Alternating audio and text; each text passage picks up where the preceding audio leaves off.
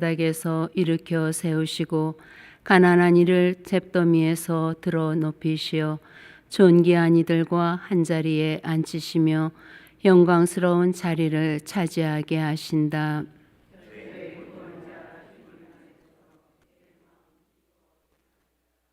할렐루야. 동정 성모 마리아님 복되시나이다. 당신은 주님의 십자가 아래서 죽음 없이 순교의 월계관을 받으셨나이다. 할렐루야.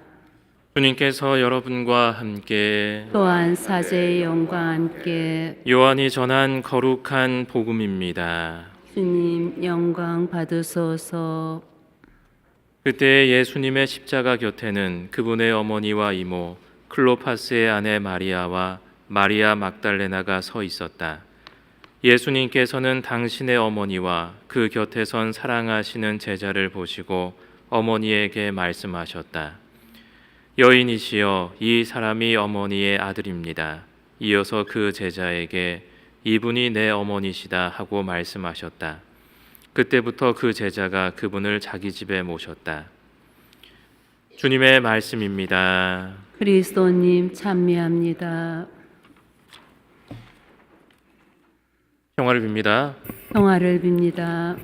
무더운 날씨에도 불구하고 또 성당에 같이 미사 봉헌해 주셔서 감사합니다. 아마 저 같으면 날씨가 더우면 안 나왔을 거예요. 제가 지금 어덜트 스쿨을 다니고 있는데 월요일에 안 갈 겁니다. 너무 더워가지고 못 앉아 있겠어요. 오늘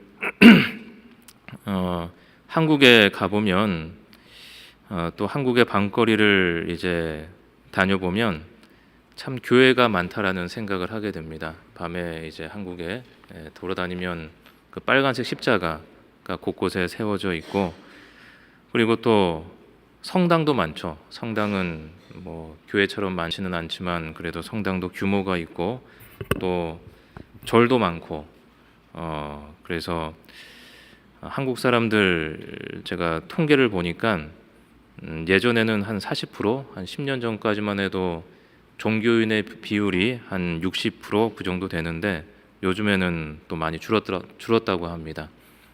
뭐 40% 정도로 이제 줄었다고 하는데, 그래도 절반은 종교가 없지만 종교가 있어도 안 나가는 거죠. 많은 사람들이 종교가 있어도 이제 종교의 필요성을 느끼지 못하겠다 이렇게 생각을 해서 안 나가는 사람 중에서 우리 신자분들의 자녀들이 대다수 포함되어 있습니다. 그 안 나가는 사람들 중에서. 그래서 하지만 절반은 또 종교를 가지고 있다는 것이죠. 그런데 뭐 대다수의 종교들이 뭐 하느님을 믿나 이제 부처님을 믿나 그런 종교들이 가르치는 것이 무엇이냐면 사랑과 자비를 가르친다는 것이죠. 서로 사랑하고 또 서로 자비를 베풀라고 그렇게 가르치고 있는데, 그런데 그렇게 종교를 가진 사람들이 어떻게 보면 이 세상에 반이라고 친다면, 그런데 과연 이 세상은 그만큼 살만한 곳이 되었을까? 사랑과 자비를 가르치는 종교를 믿는 사람들이 반이나 되는데 그 사람들이 그렇게나 있는데, 그런데 그만큼 세상은 살만한 곳이 되었을까? 이런 생각을 해보게 됩니다. 정치하는 것도 마찬가지죠. 정치하는 것들도 아무나 정치 못하잖아요.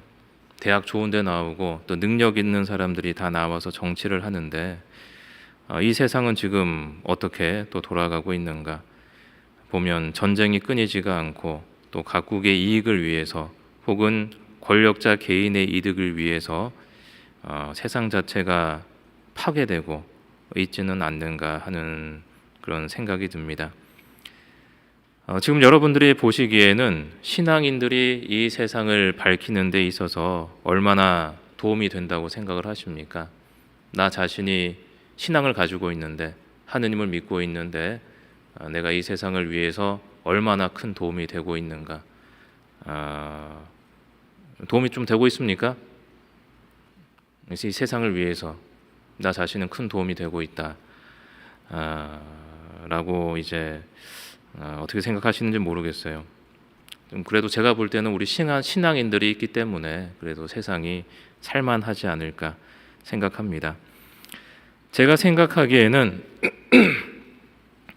신앙에는 이제 두 가지 단계가 있는 것 같아요. 하느님의 자비를 청하는 사람들이 있고, 그리고 하느님의 자비를 실천하는 사람들이 있다는 것이죠. 근데 대부분의 사람들은 바로 이 전자의 단계에서, 하느님의 자비를 청하는 단계에서 이제 머물고 있는 그런 경우가 많이 있는 것 같습니다. 우리 대부분은 사실은 이웃에게 별로 관심이 없어요. 오직 나 자신에게만, 그리고 우리 가족에게만 사실은 관심이 있다는 것이죠. 그렇기 때문에 하느님의 자비를 청하는 단계는 그러한 단계죠. 나 자신을 위해서 기도하고, 또 내 가족을 위해서 기도하고, 또 시간이 남으면 이웃을 위해서 이제 기도를 하게 되고, 그렇게 되는데, 하느님의 자비를 청하는 단계에만 머물기만 할 때 그 이상으로 나아가지를 못하게 되는 것 같습니다. 법륜스님 증문즉답 보십니까? 저는 가끔씩 증문즉답을 봅니다. 왜냐하면 신자들이 성사를 보면서 이제 어려운 문제를 저한테 묻고 하는데 제가 대답이 없어요. 왜냐하면 제가 보시다시피 저 같은 피덩이가 뭘 알겠습니까? 제가 결혼을 해봤습니까? 아니면 뭐 사회에서 고통을 받으면서 뭐 일을 하기를 했습니까? 제가 받는 고통은 이창우 수사님이 저를 박해하는 그런 고통밖에 없는데 그렇기 때문에 저는 무지한 사람이 이 세상에 대해서 무지하고, 그런데 꼭 성사 보시는 분들은 뭐 자신의 죄를 고백하기도 하지만 또 자신이 가지고 있는 고민 같은 거를 또 저한테 이야기를 하면 제가 이제 뭐 할 말이 없으니까 법륜스님 증문즉답이라도 한번 보면서 거기서 스님은 어떻게 대답을 하는가, 그런 것들을 보는 거죠. 그래서 이제 그런 것들을 보게 되면 스님한테 물어보는 것이 어떻게 하면 뭐 부처가 될 수 있습니까? 어떻게 하면 내가 뭐 천국에 갈 수 있습니까? 그런 걸 물어보는 것이 아니라 주로 물어보는 것이 지금 내가 이러한 어떤 고통스러운 상황인데 어떻게 하면 나의 고통을 덜 수가 있는가? 어떻게 하면 나의 고통을 이제 벗어날 수 있는가 하는 그런 어떤 개인적인 질문을 하게 되면서 이제 그런 어떤 개인적인 그런 것들이 이제 중점이 된다는 것이죠. 여기서 우리는 이제 혼란이 일어나는 것 같습니다. 우리의 신앙에 대해서 나는 왜 신앙인인데 어떤 그 가르침에 대해서 와닿지 않고 나 자신에게만 관심을 가지고 있는 사람들에게 이웃을 사랑하라고 가르친다면, 그리고 하느님에 대한 교리를 가르친다면 사실은 그 가르침이 귀에는 잘 들어오지가 않겠죠.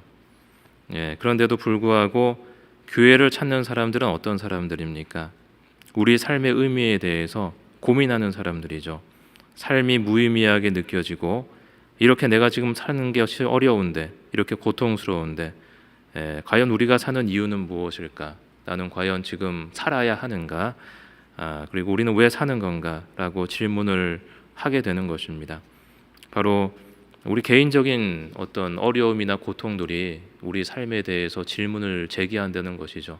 이렇게 어렵고 힘든 삶인데 우리의 삶에 대해서 과연 어떤 의미가 있는가 하는 것을 묻기 때문에, 그럼에도 불구하고 이제 성당을 찾아온다는 것이죠. 종교를 찾게 되고, 종교라는 뜻이 그런 것이죠. 원래 종교라는 것이 으뜸가는 가르침이라는 한문을 풀어보면 그런 뜻이기 때문에 이러한 우리가 인생에 대해서 제기할 수 있는 그러한 질문의 해답은 사실은 우리가 믿음에서밖에 구할 수가 없는 그러한 질문들이라고 할 수 있습니다. 그래서 우리의 신앙은 하느님의 자비를 청하는 데서 시작한다는 거죠. 내 삶의 어려움들 어떻게 해결할 것인가 하는 자비를 청하는 데서 시작을 합니다. 그리고 이러한 사람들에게 예수님께서 주신 가르침은 간단합니다. 회개하고 복음을 믿어라. 회개하고 복음을 믿어라. 그러면 너희가 구원받을 것이다 라고 이야기를 하면 신자들은 너무 쉽다는 거죠. 그거 가지고는 내가 인생이 내 지금 고통스러운 것이 해결이 안 되는데 더 쉬운 게 없냐, 더 나에게 맞는 것이 없냐 라고 이제 말을 하게 됩니다. 하지만 뭐 똑같이 얘기하는 거죠. 너희가 고통에서 벗어나기 위해서는, 너희가 멸망에서 벗어나기 위해서는 회개하고 복음을 믿어야 한다 라는 그러한 것밖에는 사실은 성당에서 뭐 얘기할 수밖에 없는 거죠.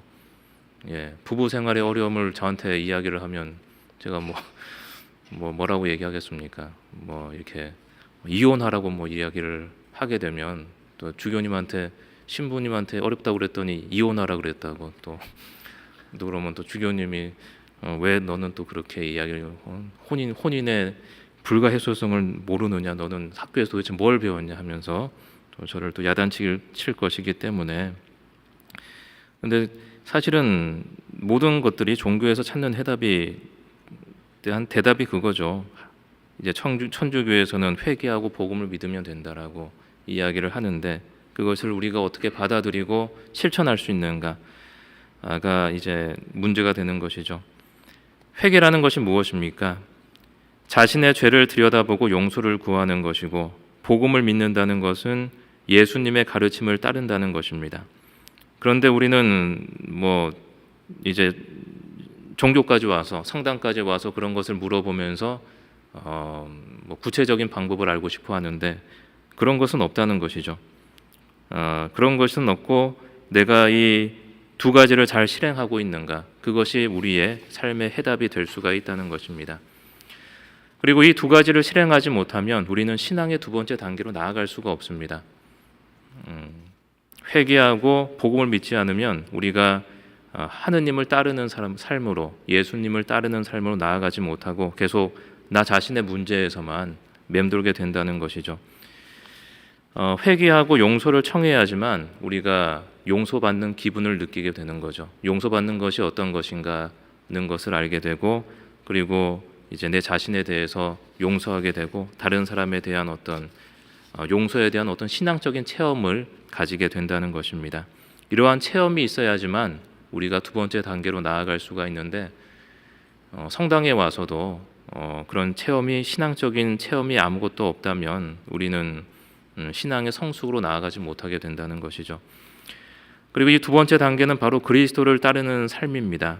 수많은 신앙인들이 있지만 이 세상이 아름다워지지 못하고 교회의 신자 수가 줄어들고 또 어떤 신앙이 감동을 주지 못하는 이유는, 신앙이 이러한 첫 번째 단계에만 머물게 될 때 우리는 종교에서, 우리가 가진 신앙에서 아무것도 찾지를 못하게 된다는 것입니다.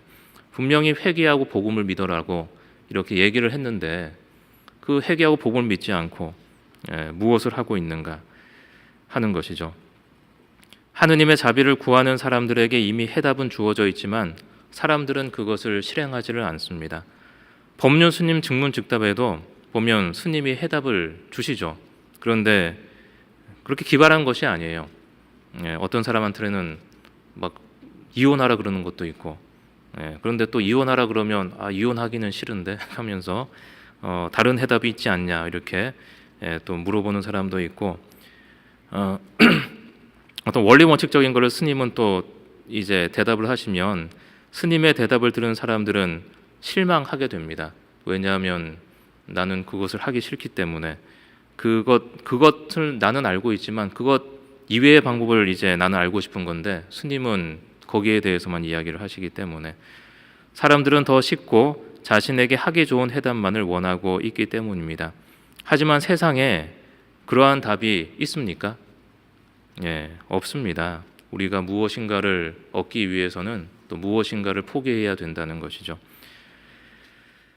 그렇다면 성모 기사 회원들의 삶은 어떠해야 하겠습니까? 기사하면 어떻습니까?